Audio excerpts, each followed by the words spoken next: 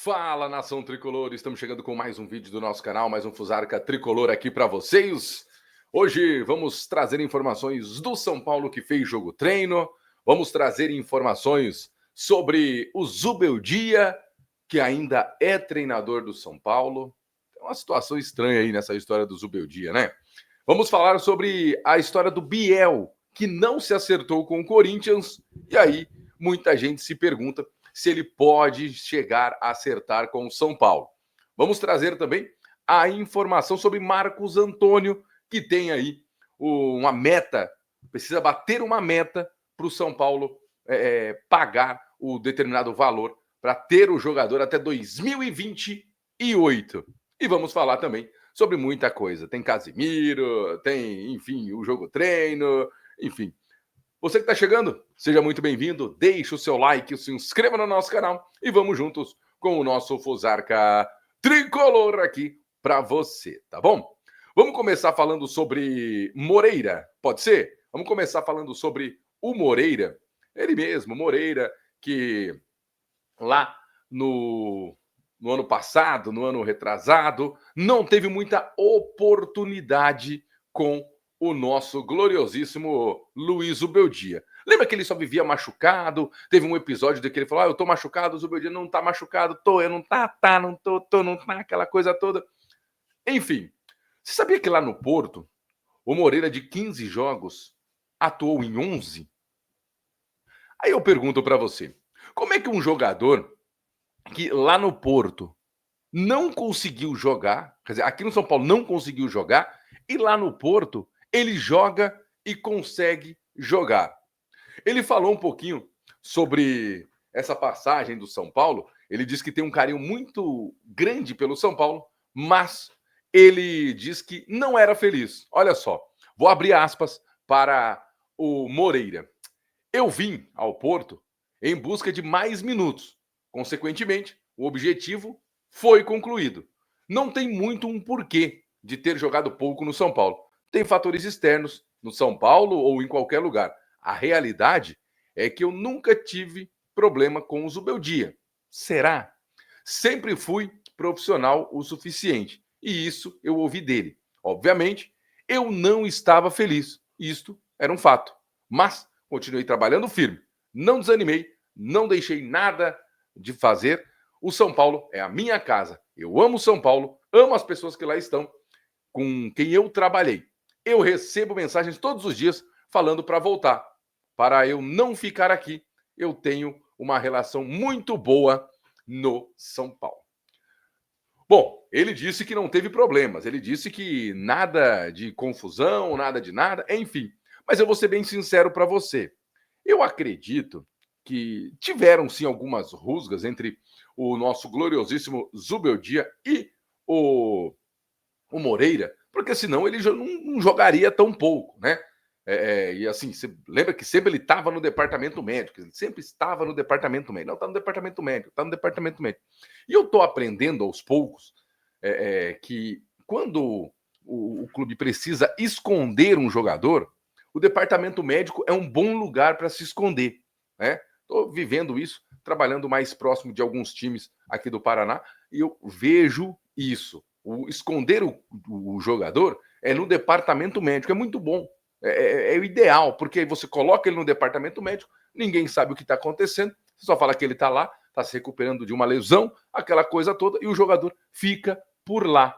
Muitas vezes não é só lesão, muitas vezes também o jogador está escondido, ele está ali, está escondido, está guardadinho, e isso pode ter acontecido também com o Moreira. E é claro, não é o perfil do Moreira de chegar e falar: Zubeldia, sem vergonha, não sei o quê, me deixou de lado, ele foi sacana, ele foi sem vergonha, tal e coisa, tal. Não é o perfil do Moreira. Mas eu não acredito que não tenha tido nenhum tipo de problema.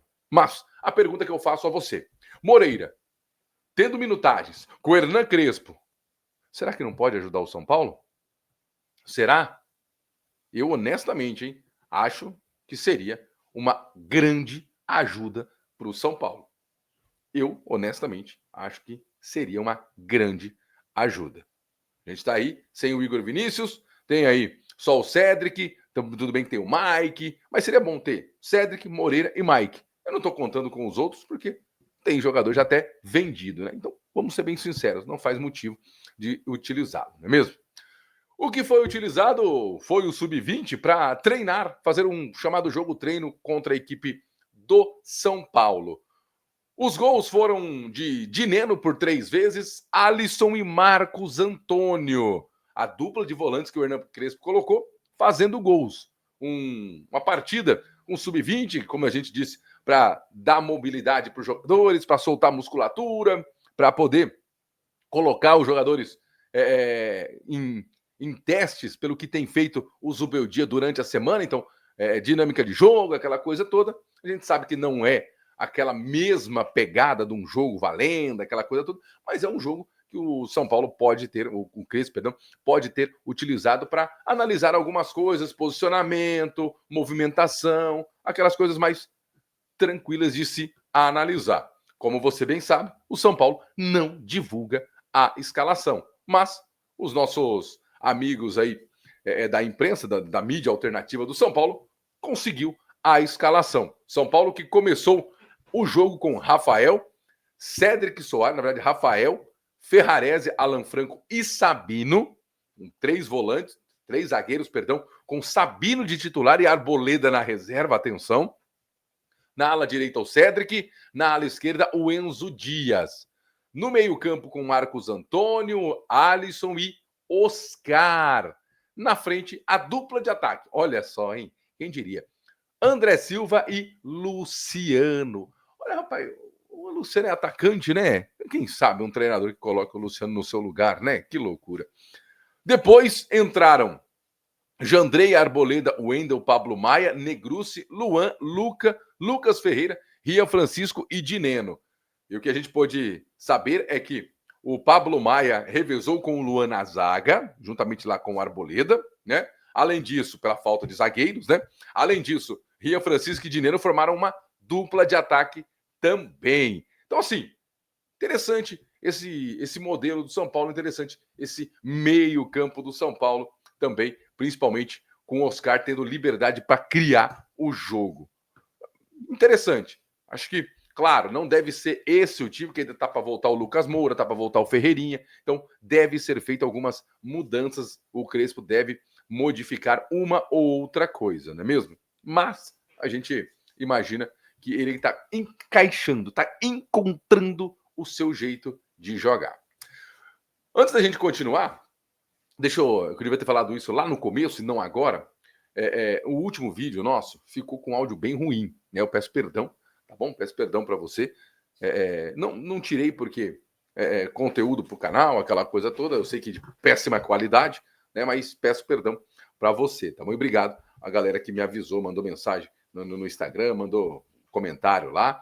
E se você puder, deixa o like, se inscreva no canal para nosso vídeo aqui chegar a mais gente, tá bom? Vamos falar sobre a situação do Marcos Antônio, porque o Marcos Antônio é o seguinte, 2 pontos.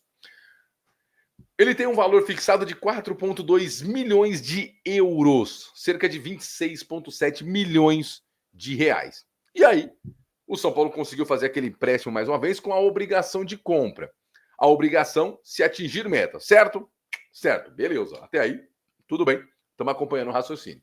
Porém, entretanto, todavia, a meta que ele precisa bater em 2026 era entrar em campo por 5 vezes.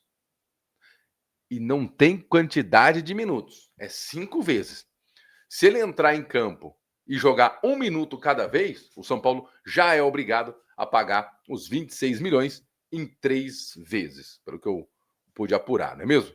Enfim, baita meta, né? Uma meta complicada, que vai fazer o jogador ter que se desdobrar para poder jogar. Porque não é todo mundo que tem aí uma meta de 5 jogos para cumprir em 2026 e ser comprado, ser feita a aquisição desse jogador. Acho uma meta muito audaciosa, acho uma meta muito feroz, acho uma meta muito pesada e o Marcos Antônio vai ter que se desdobrar para poder alcançar essa meta de 5 jogos atuando em 2026. Olha, diretoria do São Paulo nos surpreende a cada vez mais, não é mesmo? Negócio assim, Rapaz, eu queria ter alguma coisa para negociar com a diretoria do São Paulo, viu? Honestamente, é que não tem nada aqui de repente, né? Porque olha, vou te contar uma coisa.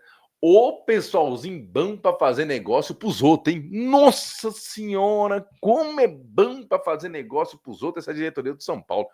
Oh, caramba, viu?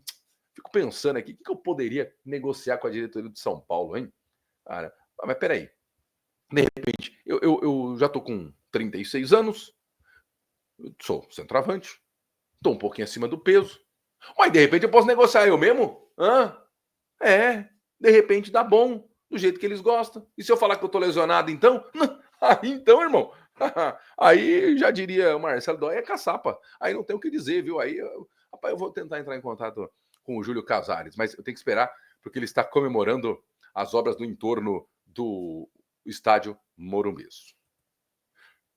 Vamos falar sobre essa história do Casimiro? Eu vi muita gente falando que o Casimiro é mercenário, é vagabundo, e não sei o que, não sei o que, não sei o que, não sei o que. Gente, o São Paulo está devendo para o Casimiro 2 milhões em FGTS, 13º e férias.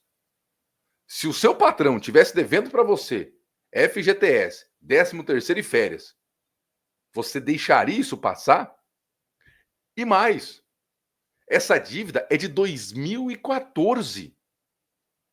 Se você deixaria isso passar? Você realmente passaria tranquilo em relação a isso? Gente, não é mercenário, não é ser vagabundo, nem longe disso, muito pelo contrário. O Casimiro tá cobrando um negócio que é por direito dele.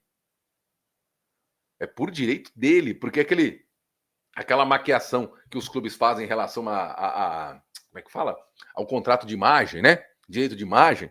E aí, o nosso gloriosíssimo Casimiro, então, está cobrando desde 2014. E agora que foi feita a execução dessa dívida, por isso que veio à tona.